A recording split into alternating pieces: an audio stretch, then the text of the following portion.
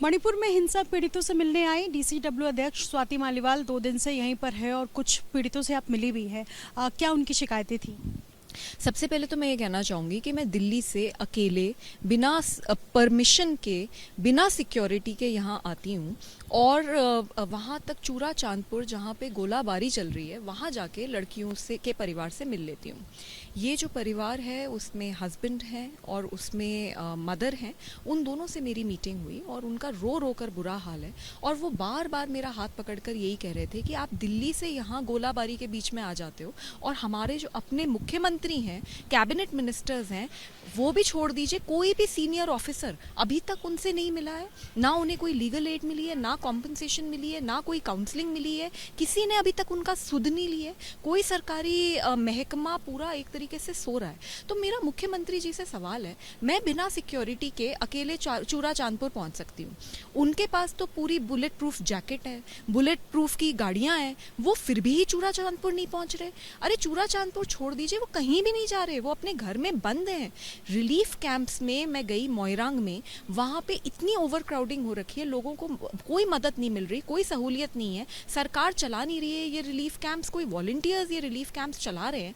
तो मुख्यमंत्री का काम ये नहीं है कि वो अपने एयर कंडीशन घर से निकल के जरा जाके देखे तो सही कि लोगों को किस तरीके की स्थिति महसूस करनी पड़ रही है। 60,000 पीपल हैव बीन डिस्प्लेस्ड, कई हजार लोग मिसिंग हैं, कई लोगों की डेथ हो चुकी है, लोगों ने बहुत ही वर्स्ट टॉर्चर और ट्रॉमा झेला है और मुख्यमंत्री सो रहे हैं।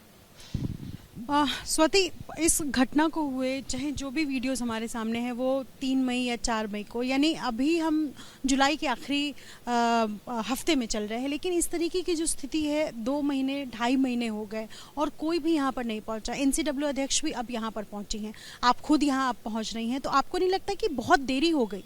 जी बिल्कुल, बहुत देरी हो गई। और जहाँ तक नेशनल कमीशन फॉर वुमेन का सवाल है, उन्हें तो 38 दिन पहले ये कंप्लेंट मिली थी।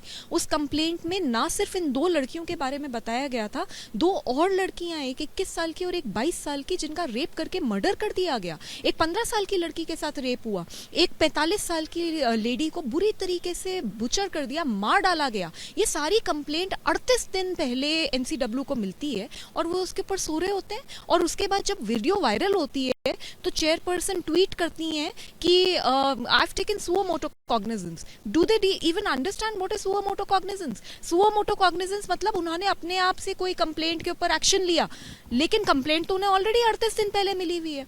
उसके बाद वो यहाँ आने की कोई प्लान नहीं बनाता, कोई नहीं आता, वो नहीं आ रहे, कोई और नहीं आ रहा, प्रधानमंत्री जी नहीं आ रहे, यूनियन गवर्नमेंट से कोई नहीं आ रहे। तो मुझे ऐसा लगा कि भाई as a human being and as a woman, चाहे सरकार माने या ना माने, मुझे आना चाहिए और मुझे उन लेडीज का जाके हाथ पकड़ना चाहिए, उनके परिवार से मिलना चाहिए। मेरे को ऐसी फीलिंग हुई, इसलिए मैं वहां पे आई। पर मेरा सवाल है कि नेशनल कमीशन फॉर वुमेन अब यहाँ चलिए आ गया, देर से सही आए तो सही, पर मैं ये जानना चाहती हूँ, उनका तो ज्यूरिसडिक्शन है, उनका तो मैंडेट है, वो डीजीपी को समन क्यों नहीं करती? वो पूछती क्यों नहीं, उससे सवाल क्यों नहीं पूछती? हार्ड क्वेश्चंस पूछने की जरूरत है कि 3rd और 4th मई को जब यहाँ वायलेंस स्टार्ट हुई तो तब क्या एक्शन लिए गए कि ये वायलेंस कंटेन किया जाए? आज पूरा मणिपुर जल रहा है क्योंकि obviously it has been a complete state failure in protecting the women and girls. Second, I want to know कि वो जो पुलिस वाले हैं जिन्होंने लड़कियों को हैंड ओवर करा उस मॉब को, उनके ऊपर अभी तक कोई एक्शन क्यों नहीं हुआ?